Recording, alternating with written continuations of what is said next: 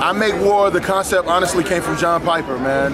Desiring God Ministries, shout out to Desiring God Ministries. Like, Piper preached a sermonette. Piper preached a sermonette about how we as Christians complain, we murmur, but we keep falling, and we never give ourselves the opportunity to find success as a Christian. And at one particular point in the sermon, he makes the point of, man, stop murmuring, stop complaining, just make war.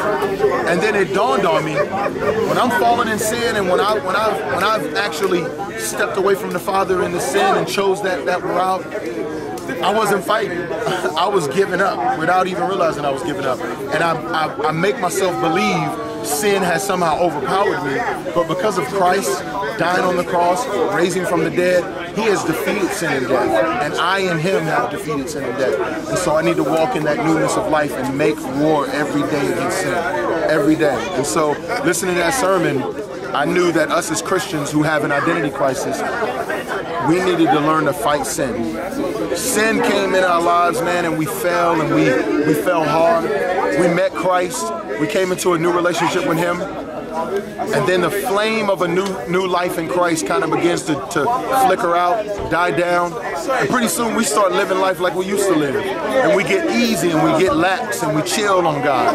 And we got to learn to make war. We got to live on the offensive and learn to battle against sin in our life. Because we're being defeated. So many Christians are being defeated.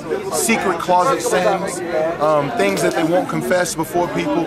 And not belittling them, it's scary to do that. But at the same time, the risk is even greater. The risk is even greater. So I encourage Christians to learn to make war against sin, in the words of my man John Piper. Rapzilla.com.